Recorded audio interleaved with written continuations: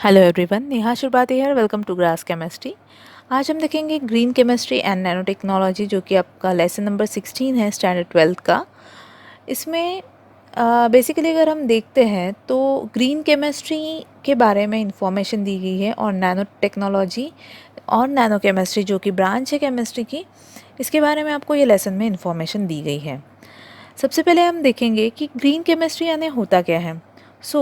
Green chemistry ये एक branch है केमिस्ट्री की, जिसमें हमें बताया गया है कि केमिस्ट्री का हम कैसे यूज़ कर सकते हैं। जो कि हम डिफरेंट प्रोडक्ट्स बनाते हैं, उसको कैसे डिज़ाइन किया जाएगा, और कैसे जिससे रिड्यूस होगा पोल्यूशन, और एनवायरमेंटल फ्रेंडली कैसा रहेगा वो प्रोडक्ट, और जो कि पोल्यूशन प्रिवेंशन का काम करेगा, और हज़ार्डस सब्सटेंस जो बनते हैं उसको कैसे ये एलिमिनेट करेगा, इसके बारे में हमें इंफॉर्मेशन ये ग्रीन केमिस्ट्री लेसन में दी गई है। सबसे पहले इसकी जो डेफिनेशन है या फिर कॉन्सेप्ट ऑफ ग्रीन केमिस्ट्री जो है वो सबसे पहले दी है पॉल एनेटस नाम के साइंटिस्ट ने। Green chemistry is use of chemistry for pollution prevention by environmentally conscious design of chemical products and process that reduce or eliminate the use of generation of hazardous substance।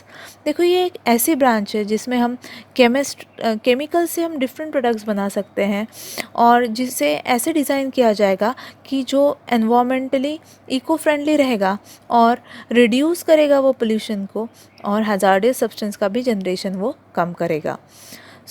ऐसा जो information इसमें दी गई है वो हमें green chemistry के definition में देखने के लिए मिलती है।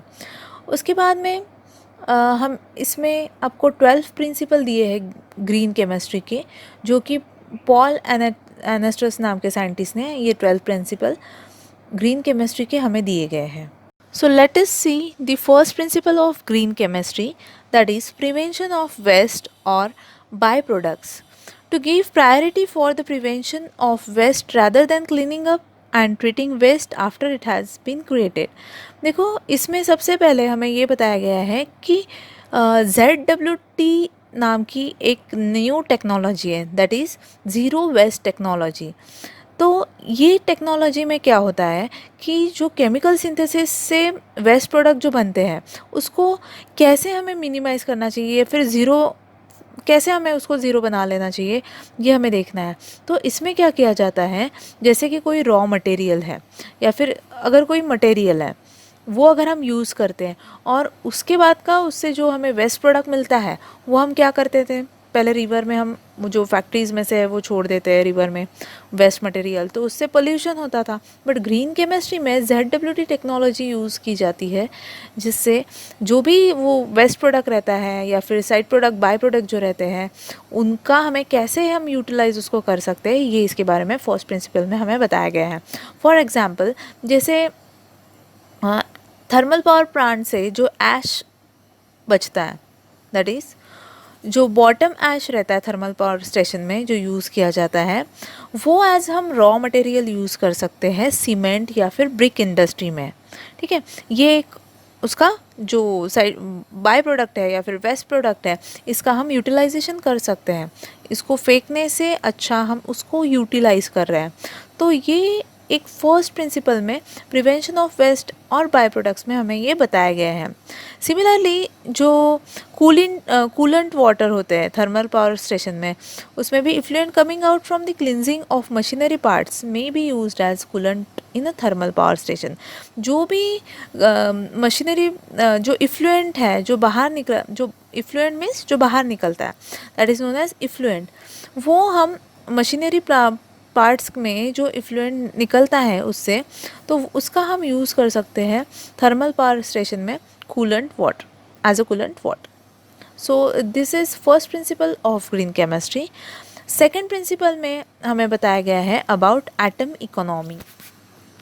एटम इकोनॉमी में हमें ये बताया गया है सेकेंड प्रिंसिपल में ग्रीन केमिस्ट्री के कि गुड एटम इकोनॉमी यानी क्या होता है कि अगर कोई एटम जो है वो रिएक्ट हो रहा है रिएक्टेंट में, तो वो मैक्सिमम उसका यूटिलाइजेशन होगा और उसमें डिज़ायर्ड प्रोडक्ट हमें मैक्सिमम क्वांटिटी में मिलेगा और उसमें लेस बाय प्रोडक्ट मिलेंगे.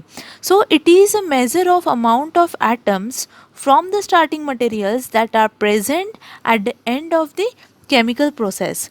सो इसमें जैसे ये अगर हमें फाइंड आउट करना है कि उसका परसेंट एटम इकोनॉमी कितना है, तो उसके लिए एक कॉन्सेप्ट दिया गया है economy of atom find out करने का, जिसमें फॉर्मूला में बताया गया है कि formula weight of a desired product, जितना भी प्रोडक्ट जो भी प्रोडक्ट हमें मिल रहा है उसका फॉर्मूला वेट हमें लिखना है.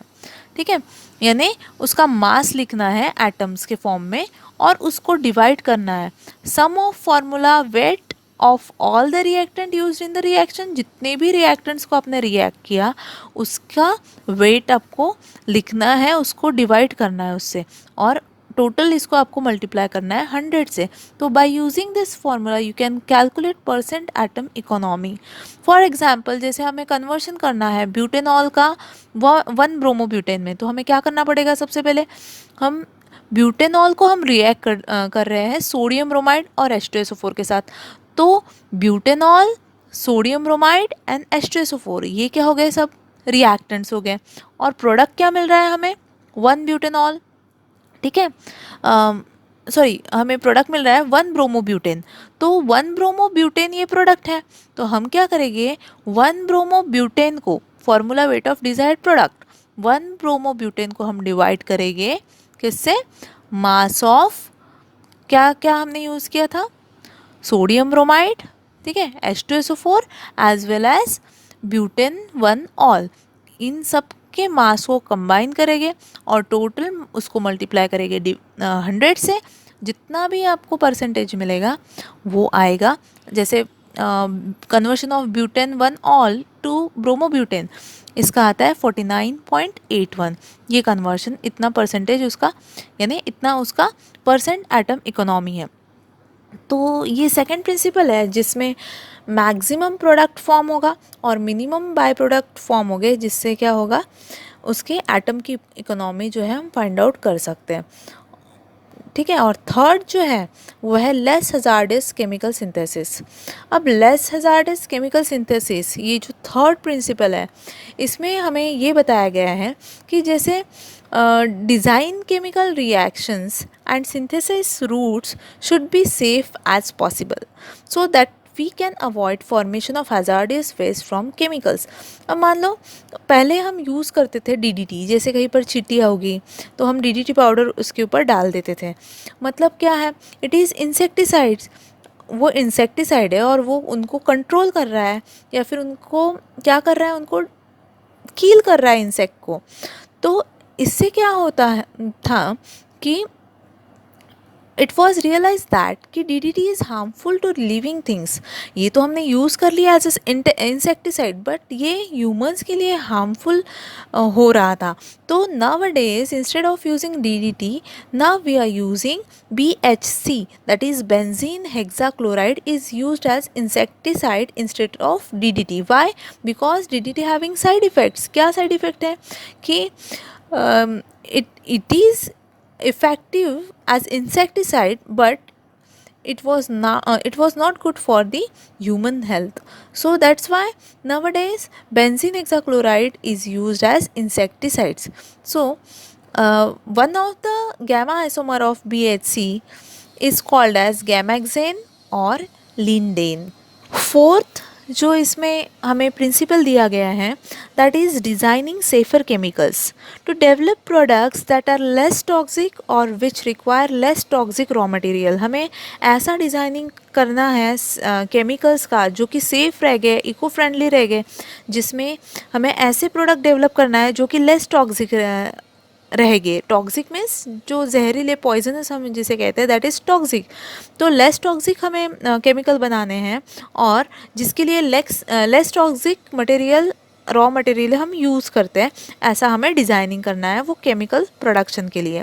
सो सिंपल, जैसे पहले बहुत टॉक्सिक केमिकल्स फैक्ट्रीज़ में, इंडस्ट्रीज़ में यूज़ होते थे जो कि हार्म करते थे, जो भी फैक्ट्रीज़ के वर्कर्स थे उनको वो हार्म करते थे.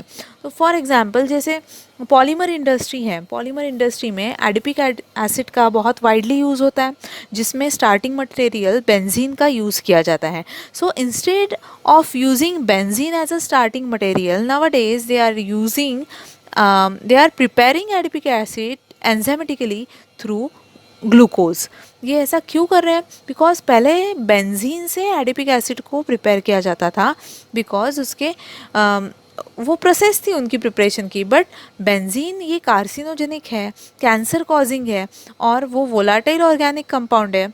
सो जो कि वोलाटाइल होने के कारण वो एयर को पोल्यूट करता है एयर में जाने के बाद. So it is a carcinogenic as well as volatile organic compound which pollutes the air, and that's why in green technology developed by Darth and Frost, adipic acid is enzymatically synthesized from glucose.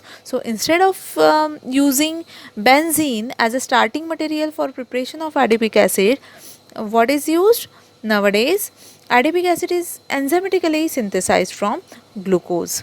So this is fourth principle of green chemistry. Now next principle is use safer solvent and auxiliaries. देखो इसमें जो main aim है इनका behind this principle is to use green solvents. देखो पहले जो था industries में बहुत सारे हैज़ार्डियस केमिकल्स जो है इनका यूज़ होता था, like CHCl3 chloroform, CCl4 carbon tetrachloride, CH2Cl2 ethylene dichloride. इन सब केमिकल्स का यूज़ होता था. तो जो कि बहुत ही टॉक्सिक उनका इफ़ेक्ट है. अगर हम देखते हैं इसके जो इफ़ेक्ट्स हैं वो बहुत सारे वर्कर्स के ऊपर जो फैक्ट्रीज़ में काम करते थे उनके ऊपर ये इफ़ेक्ट्स दिखाई देते थे, उनके bad effect, as well as ये एनवायरमेंटल इको फ्रेंडली बिल्कुल भी नहीं है. सो इन सब को ग्रीन केमिस्ट्री ने कैसे इनको ओवरकम किया, इसके ऊपर क्या सॉल्यूशन निकाला.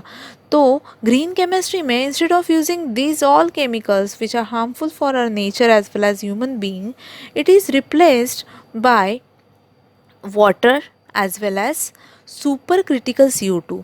अब सुपर क्रिटिकल CO2 यानी क्या होता है? सुपर क्रिटिकल CO2 यानी ऐसा carbon dioxide naturally is present in gaseous state, but अगर वो लिक्विड स्टेट में प्रेजेंट है तो उसको सुपर क्रिटिकल CO2 कहा जाता है. और अगर ड्राई स्टेट में प्रेजेंट है तो उसे सॉलिड स्टेट में प्रेजेंट है तो उसे ड्राई आइस कहा जाता है. सो सुपर क्रिटिकल CO2 और वाटर से इन सब हार्मफुल केमिकल्स को इन्होंने रिप्लेस किया है, और जो कि इको फ्रेंडली रहेगा, और इसमें लेस जो सब्स्टिट्यूएंट्स जो है या फिर जो भी एडिशनल प्रोडक्ट है उनका भी यूज़ इसमें लेस अमाउंट में होगा. So this is one of the best ways to improve a process of product. So this is for the use of safer solvent and auxiliaries यानी जो एडिशनल प्रोडक्ट्स रहेंगे उनको हम कहेंगे, या फिर जो एडिशनल मटेरियल रहेगा जो यूज़ होता है उसको हम कहेंगे auxiliaries. 6 one is design for energy efficiency. इसमें हमें ये देखना है कि design for energy efficiency, chemical synthesis should be design to minimise the use of energy. अगर कोई दो मॉलिक्यूल्स रिएक्ट हो रहे हैं या फिर किसी दो सब्सटेंस के बीच में रिएक्शन हो रही है तो वहाँ पर एनर्जी तो होनी चाहिए. अगर फैक्ट्रीज़ में कोई प्रोडक्ट बन रहा है तो दो रिएक्टेंट रिएक्ट हो रहे हैं तो उनको रिएक्ट होने के लिए कुछ तो एनर्जी लगेगी.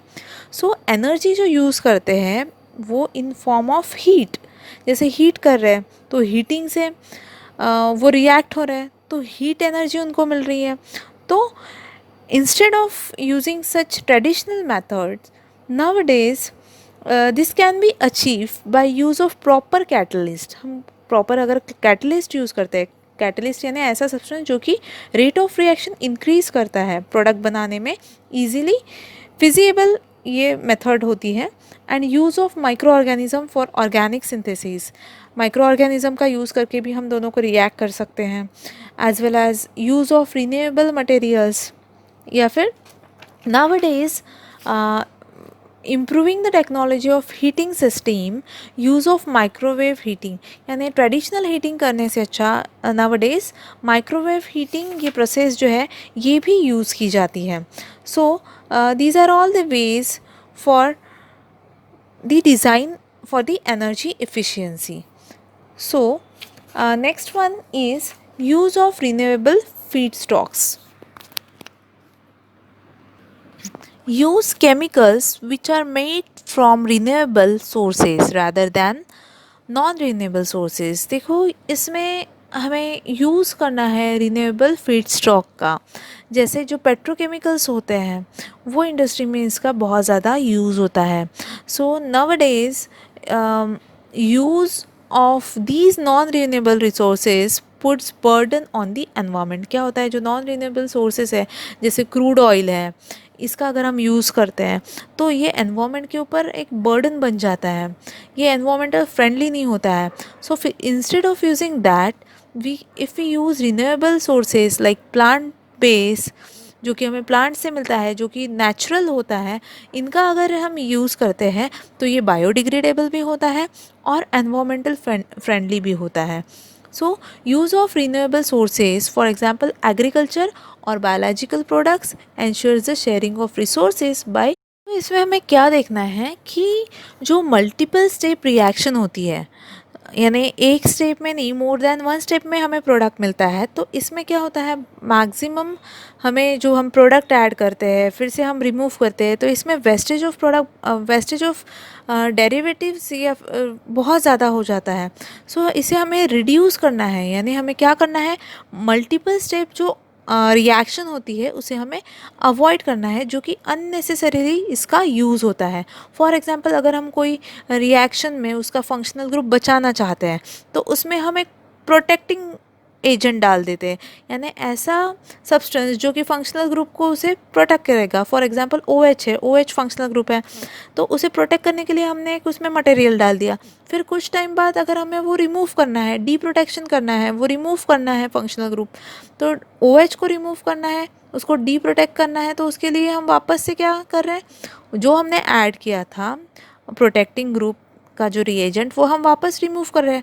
इससे क्या होता है, रिएक्शन के स्टेप्स जो हैं वो बढ़ जाते हैं. एक स्टेप में हम ऐड कर रहे हैं, दूसरे स्टेप में हम रिमूव कर रहे हैं, तो इसमें number of steps in reaction वो इंक्रीज़ हो जाते हैं, और जो कि ये एक अच्छी प्रोसेस नहीं है. तो इसलिए हमें क्या करना चाहिए, मिनिमाइजेशन ऑफ स्टेप्स करना चाहिए. So formation of many derivatives introducing and then removing the protecting groups in the synthesis it increases the number of steps, और वो हमें क्या करना चाहिए, अवॉइड करना चाहिए. Next principle is the use of catalyst. So catalyst ये ऐसा सब्सटेंस है जो कि रेट ऑफ रिएक्शन यानी स्पीड ऑफ रिएक्शन जो है वो इंक्रीज़ करता है, यानी रिएक्टेंट्स को रिएक्ट करके प्रोडक्ट हमें देता है, तो उसकी जो स्पीड है रिएक्शन की वो इंक्रीज़ करता है without itself reacting it with.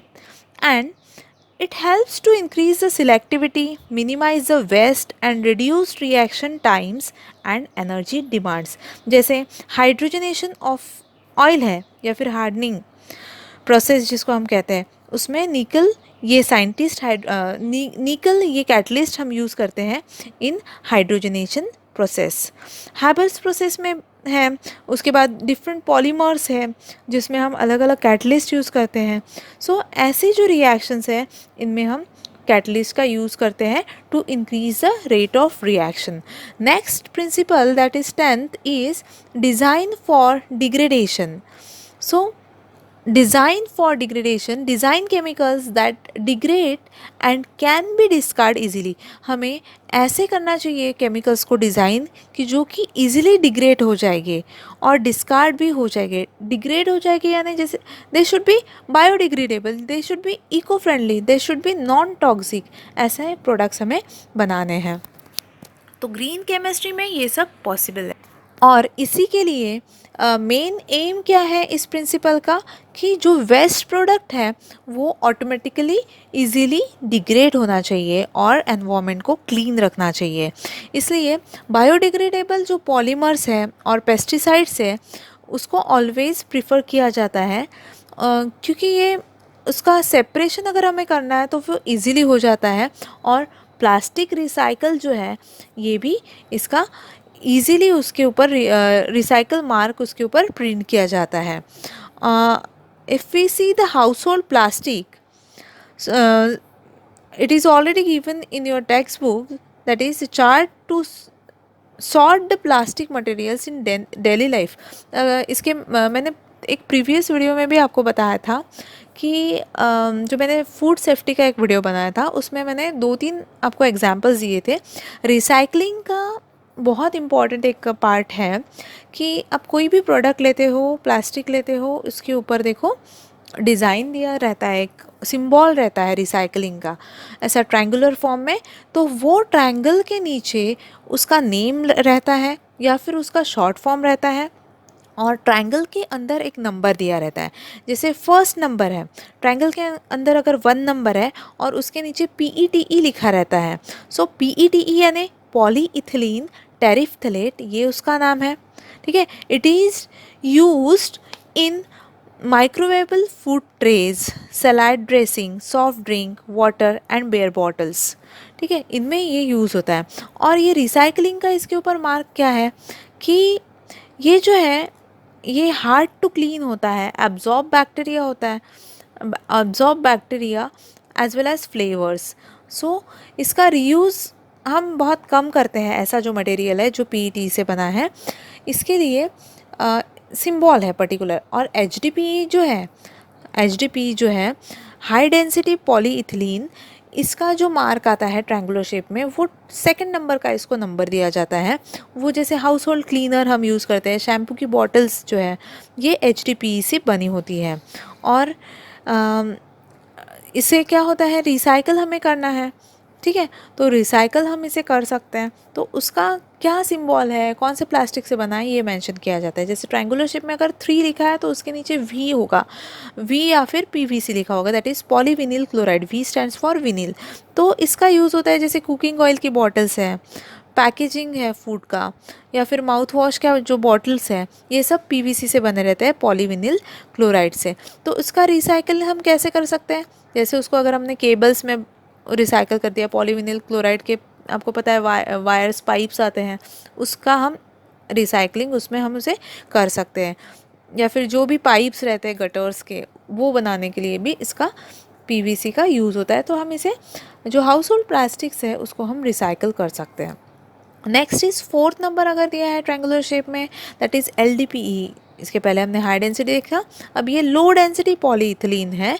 ये जैसे ब्रेड के जो प्लास्टिक बैग्स होते हैं जिसमें ब्रेड आता है, शॉपिंग बैग्स है, कारपेट्स है, क्लॉथिंग के जो बैग्स आते हैं, या फिर फर्नीचर के ऊपर जो प्लास्टिक बैग्स रहते हैं, ये सब LDPE के बने होते हैं। और इसका रिसाइकल कैसे होता है, जैसे एनवलप्स बनाना है हमें, फ्लोर की टाइल्स बनाना है, ट्रैश कैंस बनाना है, उसके लाइनर्स, तो उसके लिए इसका यूज़ होता है। और नेक्स्ट जो है वो है PP। ये भी बहुत सारे जो आप केचप्स के बॉटल्स रहते हैं, मेडिसिन्स रहते हैं, सिरप बॉटल्स रहते हैं, ड्रिंकिंग जो स्ट्रॉ रहती है, ये पॉलीप्रोपिलीन से बनी रहती है। If you see the packets of the snacks और जो वेफर्स आते हैं, उसके अगर आप पैकेट के पीछे देखोगे ट्रायंगुलर शेप में आपको नंबर्स दिया जाता है, जैसे 5 है, PP है, तो वो पॉलीप्रोपिलीन से बना है। तो उसका हम यूज़ ब्रूम्स बनाने के लिए या फिर डिफरेंट रैक्स बनाने के लिए इसका यूज़ होता है। अगर नंबर 6 है ट्रायंगल में तो वो है पॉलीस्टीरीन, ये भी पॉलीमर है। ठीक है, पॉलीस्टीरीन, इसका यूज़ होता है जैसे डिस्पोजेबल जो कप्स होते हैं या फिर प्लेट्स होते हैं, या फिर अंडे रखने के लिए जो कार्टून्स रहते हैं, उसमें इसका यूज़ होता है। और इसका अगर हमें रिसाइकलिंग हम कर सकते हैं तो नेक्स्ट है 7 नंबर का, जो कि उसके नीचे हमेशा आप एक चीज़ नोटिस करना, 7 नंबर अगर है ट्रायंगुलर शेप में तो उसके नीचे अदर्स लिखा रहता है। अदर्स यानी miscellaneous, that is different polymer से बना हुआ ये प्लास्टिक रहेगा, जो कि डिफरेंट फूड कंटेनर्स में इसका यूज़ होगा, या फिर नायलॉन में इसका यूज़ होता है प्रिपरेशन में। और इससे हम डिफरेंट प्रोडक्ट्स भी इसको रिसाइकल करके बना सकते हैं। ठीक है, और ये थोड़ा डेंजरस होता है। इसका अगर हम स्टेटस देखते हैं तो it contains bisphenol and which has been linked to heart disease and obesity. So ये हमें अवॉइड करना चाहिए.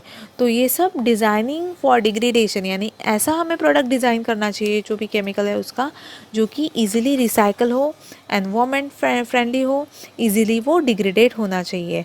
ऐसा हमें उसका रिसाइकलिंग का प्रोसेस जो है वो डिज़ाइन करना चाहिए. नेक्स्ट जो प्रिंसिपल है that is real time analysis pollution prevention. देखो नेक्स्ट जो है real time analysis pollution prevention, ये बहुत ज़्यादा इम्पॉर्टेंट है for chemical industries and nuclear reactors. अगर हमें देखना है कि कंट्रोल कितना हो रहा है पोल्यूशन का, कैसा प्रिवेंशन हम कर सकते हैं, इसका अगर हमें एनालिसिस करना है तो nowadays different analytical methods are available. Generally हम कंप्यूटर से मॉनिटरिंग कर सकते हैं ये, या फिर जो एनालिटिकल मेथड्स है उसको हमें फर्दर ऐसे डेवलप करना चाहिए. So in process monitoring and control prior for the formation of hazardous substance, हम उसका कैसे एनालिसिस कर सकते हैं, इसका हमें real time analysis pollution prevention में आइडिया दिया जाता है. Last is safer chemistry for accidental prevention. देखो हमें इसमें ऐसा डिज़ाइन करना चाहिए safer chemistry for accident prevention, जैसे केमिकल लैब्स में या फिर केमिकल इंडस्ट्री में जो एक्सीडेंट होते हैं उसको हम कैसे मिनिमाइज़ कर सकते हैं, ये हमें देखना है. जैसे कि कैसे एक्सीडेंट्स हो सकते हैं, जैसे केमिकल एक्सीडेंट्स है, एक्सप्लोजन है, फायर है, या फिर टॉक्सिक एमिशन हो रहा है सब्सटेंस का, ये सब एक्सीडेंट्स हैं. तो इसे हम कैसे प्रिवेंट कर सकते हैं, इसमें ये 12th प्रिंसिपल में हमें बताया गया है. So for example, if the chemical process works with a gaseous substance, then the possibility of accidents including explosion is relatively higher compared to the system working with a non-volatile liquid and solid substance. देखो अगर कोई chemical process हो रही है जिसमें अगर वो substance gaseous state में है तो उसके ज़्यादा से ज़्यादा एक्सप्लोजन होने के चांसेस है. अगर वो लिक्विड स्टेट में है या फिर सॉलिड स्टेट में है, उससे ज़्यादा गैसियस स्टेट में अगर हम उसे ले रहे हैं तो बहुत ज़्यादा उसके चांसेस रह गए. तो ऐसे हमें सेफ़र डिज़ाइन करना है कि ताकि उसका एक्सीडेंट प्रिवेंशन हम इजीली कर सकते हैं. ये हमें 12th नंबर ऑफ प्रिंसिपल में हमें बताया गया है. तब तक आप ये 12th प्रिंसिपल प्रिपेयर करो. नेक्स्ट वीडियोज़ में मैं आपको बताऊँगी about the nano technology. Thank you.